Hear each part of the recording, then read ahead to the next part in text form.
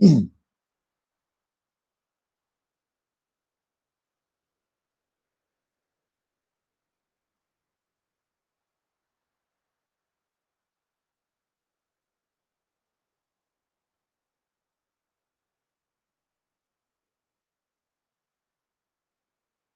everyone.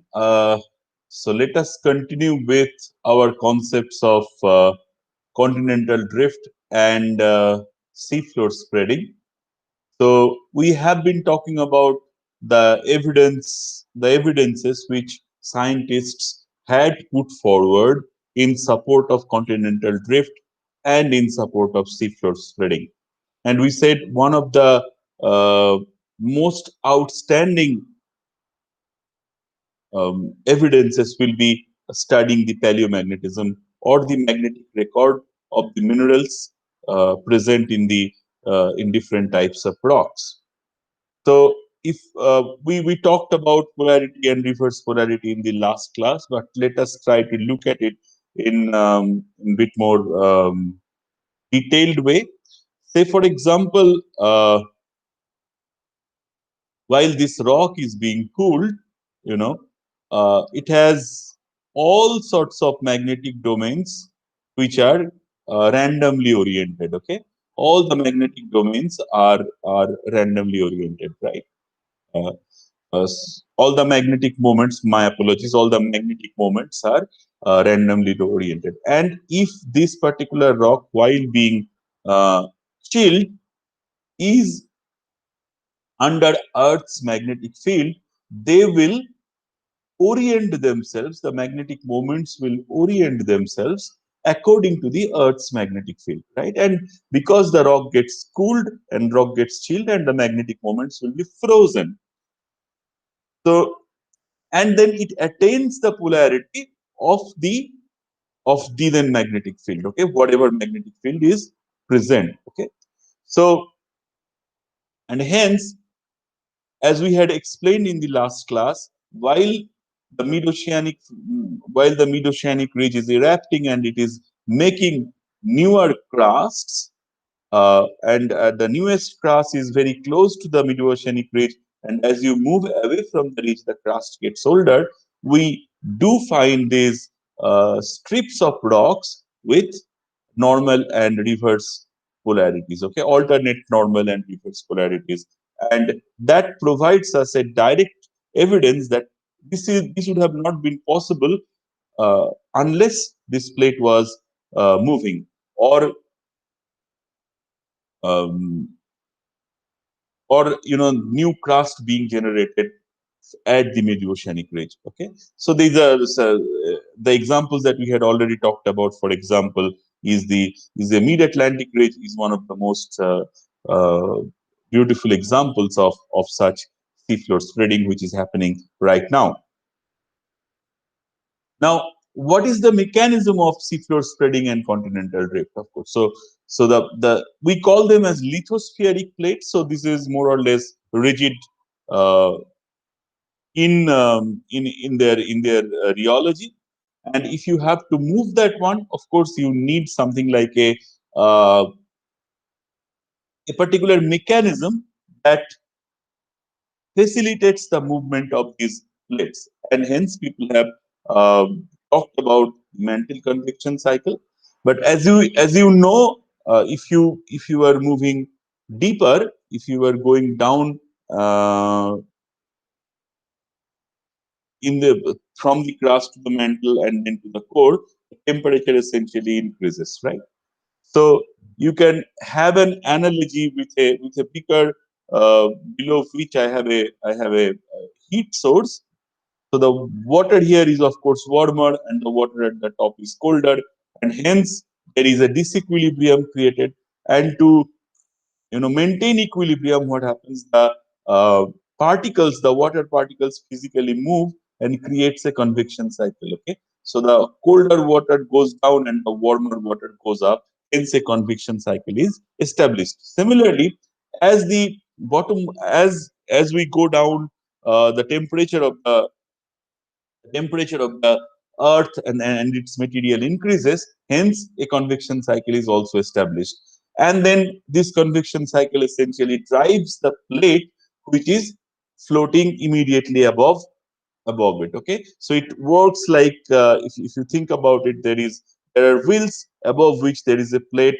Because the wheels are rotating, there is movement in the plate. Okay, so this is a kind of an explanation of why would we see seafloor spreading and why would we see continental drift. And in 1960s, this was first time proposed. Okay, this mantle convection cycle. So if we try to look at it, whatever just we discussed, so I have a beautiful mantle convection cycle established because I have a temperature difference. So the top part of the mantle is cooler and the bottommost part of the mantle is warmer. Hence, this convection cycle is being generated. And due to mantle upwelling, uh, hot magma is ascending up. Okay, and these are all sometimes called mantle plumes as well. Okay, uh, but the plume theory is little bit controversial for the timing. You can just think about this is mantle upwelling. The hot magma is being generated here. Okay, so there is melting of the mantle, and the hot molten stuff is moving up, and through the mid-oceanic ridge, this new oceanic crust is being generated. Okay, and because of the convection cycle, of course, this plate is moving towards right, and this plate is moving towards left, and hence we see the development of such beautiful magnetic strips in the both sides of the mid-oceanic ridge, right? And we talked about the transform fault yesterday as well, if you remember. That kind of displaces the mid-oceanic ridge and the associated strips. Okay? And then, of course, if new crust is generated here, it must be conserved. It gets conserved in the subduction zone. So what happens in the subduction zone? The oceanic crust essentially, as you can see, uh, again gets destroyed. It moves down. It subducts under the continental crust, and then of course it again melts, and the mass balance is kind of maintained. Okay. Now, of course, when such plate is subsiding, it is always associated with volcanism. You can see there are plenty of subduction zone related volcanism, which are also seen in the plate boundaries, as we explained in the previous class. We see the concentration of volcanoes along subduction zone and, of course, along mid-oceanic ridges. So we see concentration of volcanoes along the plate boundaries. Of course, these zones, as you can think of, are potential zones of instability, mechanical instability. You can see here this particular plate, while it is subsiding, this oceanic crust, while it is subsiding, it also gets broken down. So if something gets broken down, what happens? It also releases energy. So you observe earthquakes along the plate boundaries as well. You also observe earthquakes along mid-oceanic ridges, but the earthquakes are of higher magnitude uh, in the subduction zone than from the mid-oceanic ridges. Okay? So this is more or less the continental drift, the drifting of the continent from away from one another, and the seafloor spreading are two basic components of plate tectonics. Okay?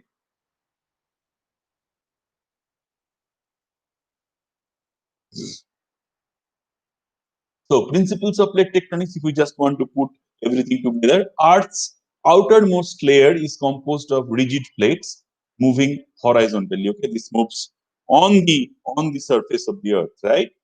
Plates interact with each other along their edges. Okay, and they are called plate boundaries, of course. So we have seen three types of plate boundaries so far. We have seen the mid-oceanic ridges, we have seen the transcurrent faults where they slide past each other, and we have seen the subduction zone or the trenches. They are also called trenches, where one crust essentially goes down beneath the other crust. Okay, so plate boundaries have high degree of tectonic activity. We see the development of mountains there. We see the presence of number of earthquakes there, and we see volcanism, rapid volcanism in along the plate boundaries. Okay, so now we can, what I just said, that we can subdivide plate boundaries into three categories. The first one are the divergent plate boundaries.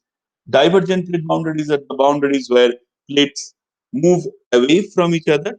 Okay, the plates move away from each other, like shown in this beautiful cartoon, and they are nothing but the mid-oceanic ridges. And the divergent plate boundaries is where new oceanic crust gets developed. Then of course, convergent plate boundary, where one plate essentially converges with each other, and what we observe that uh, the one particular plate actually moves subducts beneath another crust, right? Another plate. Okay, here you can see that an oceanic crust is subducting below the continental crust. Okay, okay. And then of course transform plate boundaries, okay, where the plate boundaries move, actually slide past each other. Okay, and in all of them you do see the presence of localization of earthquakes and localization of volcanism, right? So divergent plate boundaries, plates move away from each other, new crust is being formed.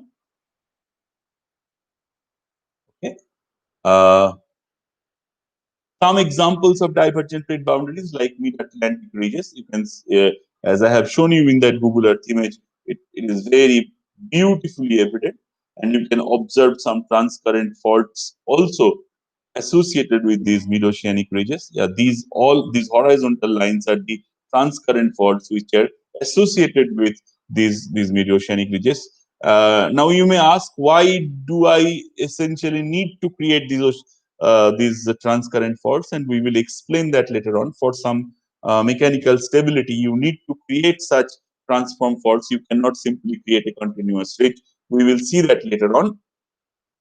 But for the time being, you can see this mid-Atlantic ridge is one of the most beautiful examples of a divergent plate boundary.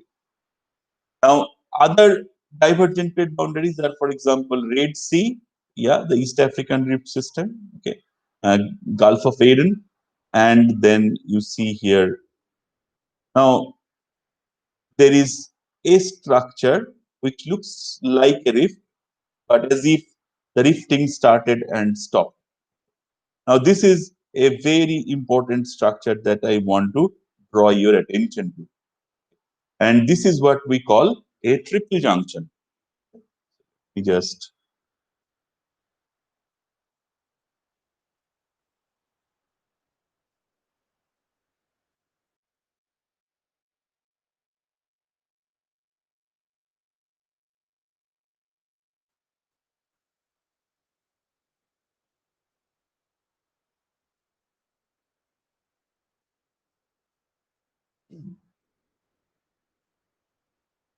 Okay, I'll try to explain what a triple junction is in a moment.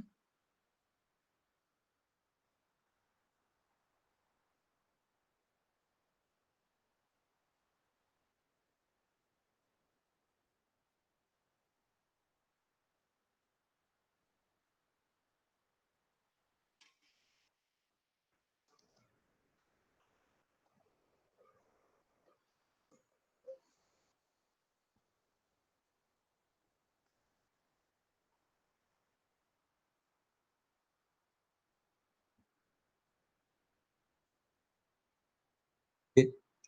Suppose you have one plate which is made of glass. Okay, the plate, the dish that you use for your food. Okay.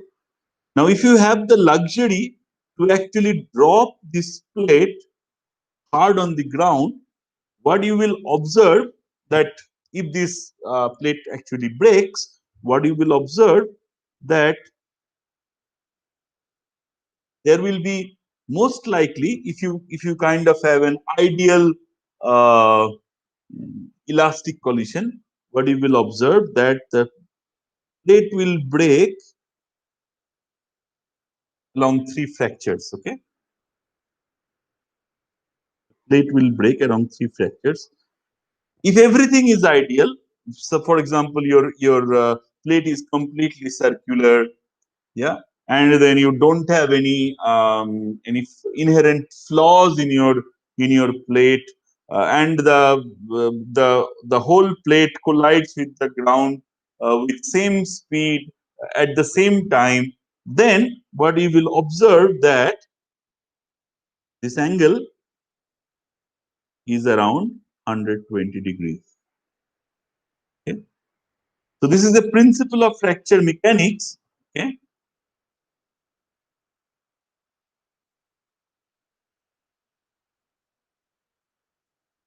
which says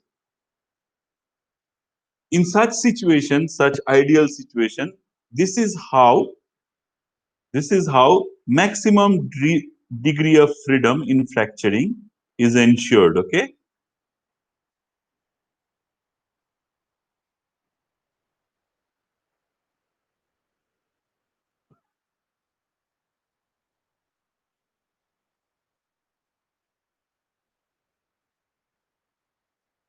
is ensured.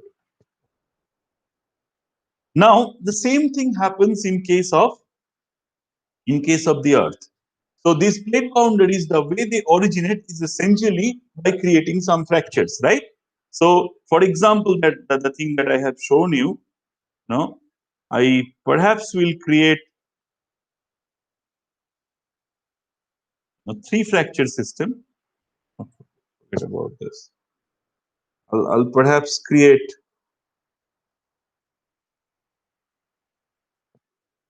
three fracture system.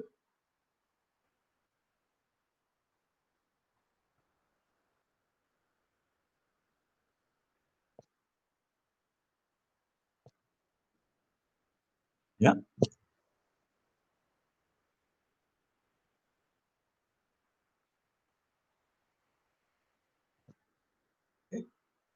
and then what we might observe that maybe two of them are actually becoming divergent plate boundaries. Two of them are making the actual rift. Yeah, they're called rifts. Okay. They are drifting apart, but one of the arms will perhaps remain inactive. Okay,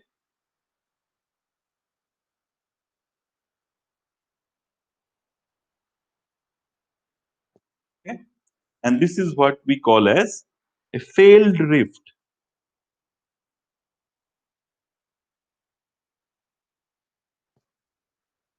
This is what we call failed rift.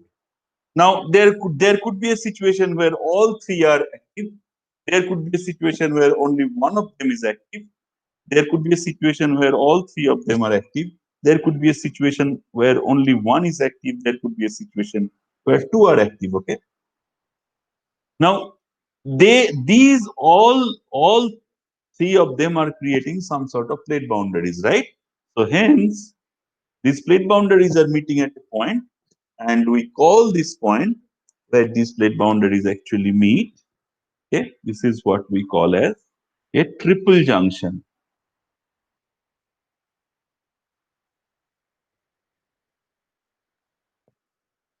In the sorry, I think I pen is little.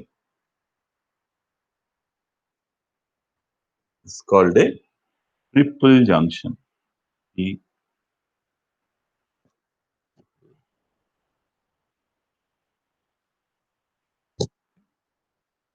Now,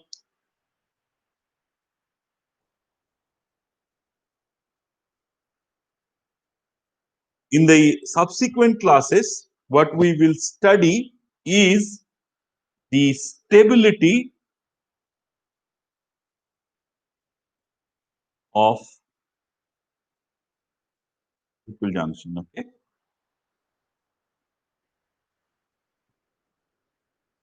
but the example that I have given here are, you know, all of them are rifts, right? So but I have shown here rift, rift, and rift, RRR triple junction. But it might not always be RRR.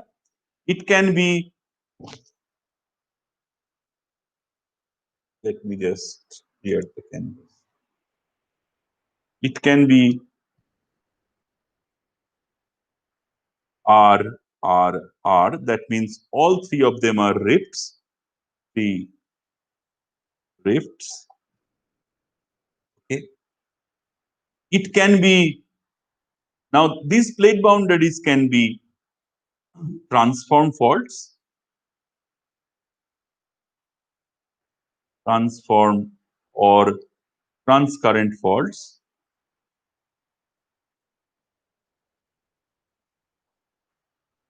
Then we will call it as F. We will indicate it as F. And it can be a subduction zone.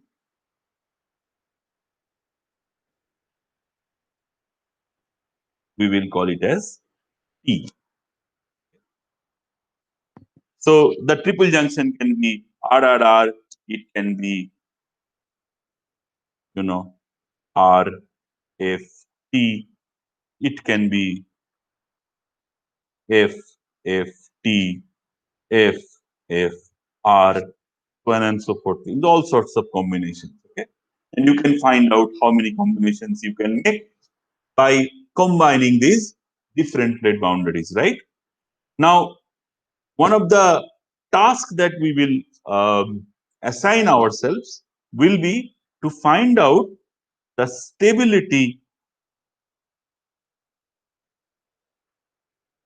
of such junctions.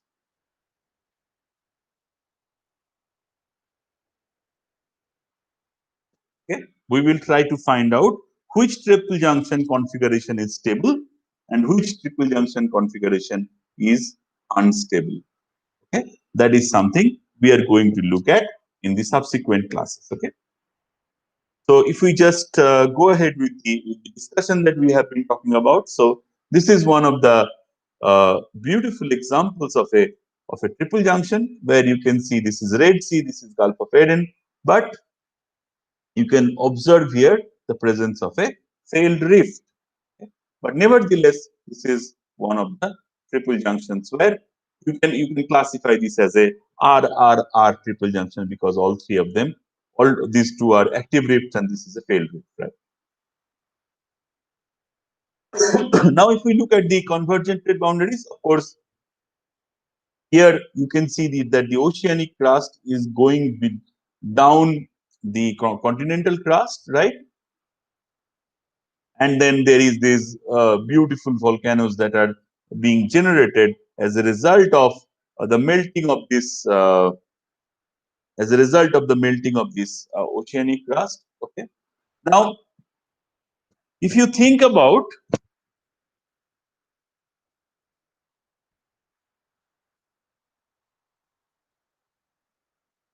so here the crusts are actually being destroyed.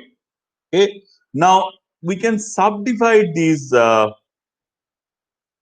convergent plate boundaries into three categories where we see collision between ocean and continent. We can call it as where oceanic crust and continental crust converge with each other. It is ocean continent plate boundary.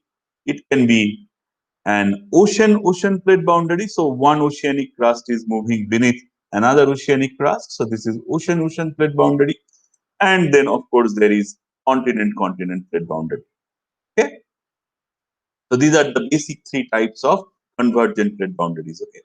So you can read in Laudy's book why these three types of plate boundaries actually exist in nature.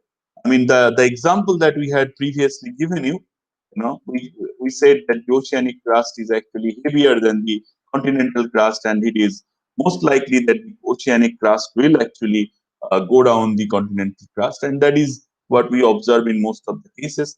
But then why we observe in nature also ocean plate boundary, and why we also observe continent plate boundary? It's a nice explanation given in Laudy's book, but please read them, and if you have a question, you may get back to me. Okay.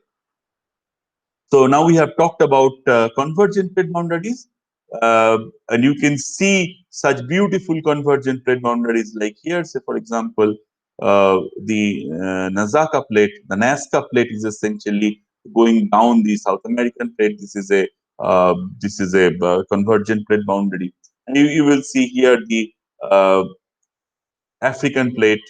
The, so this is the Mid Atlantic ridge, as you can see here. Okay. So anywhere you observe there an oceanic plate is so we have a mid-oceanic ridge and to so this is the East Pacific rise, East Pacific ridge, and then to compensate the seafloor spreading here, uh, you have to have a collisional boundary, the ocean continent boundary as well. This is an example. This is an example where you will observe that oceanic crust is going beneath the oceanic crust. Okay? This is one of the examples. Now, where do you see continental crust is kind of colliding with continental crust? It's in the Himalayas, if you think about it. Okay, so the Tibetan plate is colliding against uh, the Indian plate is colliding against the Eurasian plate, right? So the clue, the answer, why would a continent plate boundary be there? Continent collisional plate boundary will be there is lies in the answer that there was a Tethys sea between the Indian plate and the Eurasian plate, right? Which is right now consumed. Okay. So if I just tell you once more, if I just explain that bit here.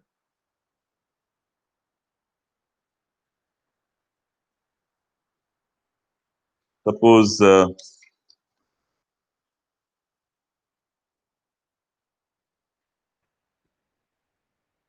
here is my continental plate and here is my oceanic plate, right? And suppose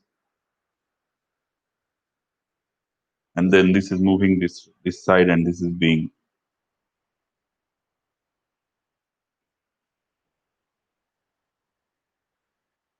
submerged beneath this continental crust,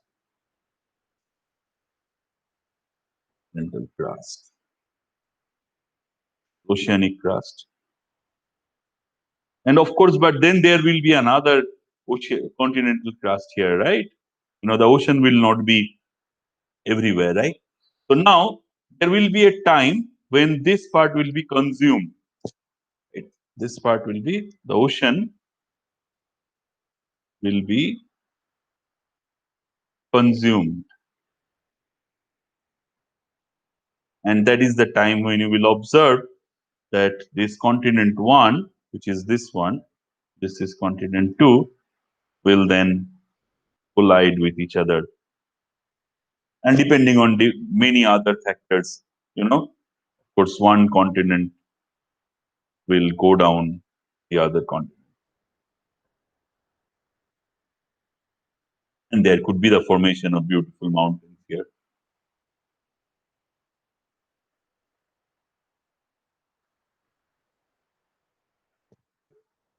For example. Okay. So this is how you can read about the mechanism in bit more details, of course, in Laudi's. Now, if we take our discussion forward, so the third kind of plate boundary is transform fault. Yeah, and this is what we call as one plate moves past each other, so there is no generation of new crust or there is no destruction of the crust. So it's just sliding past each other. Okay, and this is what we call as transform plate boundary. Every ridge that you find, or every mid-oceanic ridge or divergent plate boundary you find, they are always associated with these transcurrent faults or transform plate boundaries. Okay, but then they also exist like in their own. So crust is neither created or destroyed. Plates slide past one another. Okay, and then the most beautiful example is the San Andreas Fault. Okay, San Andreas Fault is also known for uh, its crazy earthquake episodes. Okay, so here the Pacific plate essentially slides past the North American plate, Pacific plate sliding past the North American plate. Okay, you can see here, so this is a transform fault, and you can see here there is this trenching going on. So this is perhaps another triple junction. Okay, this is a triple junction, this is a triple junction, this is a triple junction, and we will study what are the configuration of these triple junctions, whether they're stable or not. Okay, later on. So San Andreas Fault is a continental transform fault that extends roughly 800 miles, 1,300 kilometers through California. It forms the tectonic boundary between the Pacific plate and the North American plate. Its motion is right lateral strike slip. Okay, so you have learned another important word here: right lateral strike slip and left lateral strike slip. Okay, so I will tell you what is that in a moment. So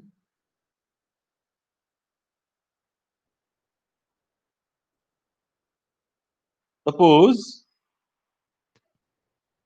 I have, this is one plate boundary, this is a transform fault or a plate boundary, and then this is my motion indicator. Motion indicator means if I put a motion indicator like this, that means this particular, so this is plate A, this is plate B. So plate A is moving towards this direction, so moving up, and plate B is moving down, right? With respect to the with respect to the paper. Now let's see how San Andreas is. Okay.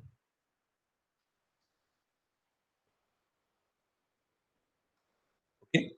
Now, what you are supposed to do, suppose this is the type of configuration you are observing. What you are supposed to do, you are supposed to put a ball inside. Okay, put a ball inside. I'm just looking at right now for your convenience.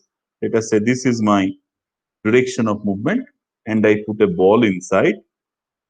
Okay, and if I put a ball inside, we have to observe how this particular ball will rotate. Okay, if I provide this motion, I can see that this ball will rotate counterclockwise, right? And then if I observe something like this, in this particular case the ball will rotate clockwise. Okay, so if the ball rotates clockwise, we call it dextral strike slip. And why we are calling this is strike slip means it's think it's here it did not work properly. So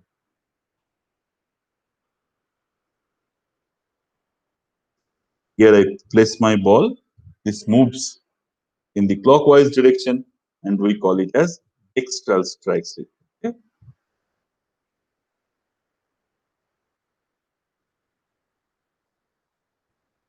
Okay. And then, of course, if the ball rotates counterclockwise, we will call it as sinistral strike slip.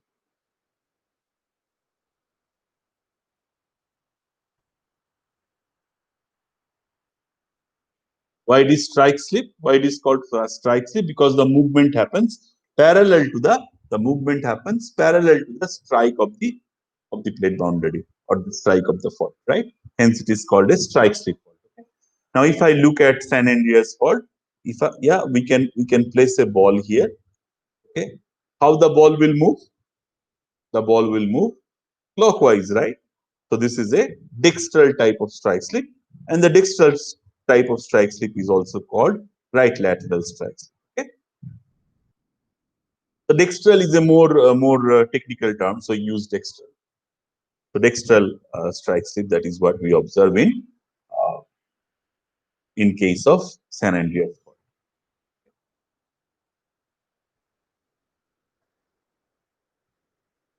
So you can observe here. So these are the different plate boundaries that I can see, that I can observe around the world. Okay, where I have arrows which are directed opposite to each other. These are all my divergent plate boundaries. Where the arrows are towards each other, you can see here the development of Himalayas. This is India. This convergent plate boundary. Okay, and wherever we find say for example here, wherever we find such, you know, arrows which I just had drawn to explain dextral and sinistral, we call them as transformed plate boundaries. Okay, you can observe the transformed, where are the transformed plate boundaries, where are your convergent plate boundaries, and where are your divergent plate boundaries, and you can put here your ball and you can see whether it is a dextral strike slip or whether it is a sinistral strike, right? And of course, the numbers essentially provides you the relative motion in the scale of millimeter per year. And there are some uncertain boundaries as well. People do not exactly know what sort of boundaries are there. But then most of them are sorted, as you can see. Okay? And we will study. There are plenty of spaces where you will see this. For example, this is a triple junction.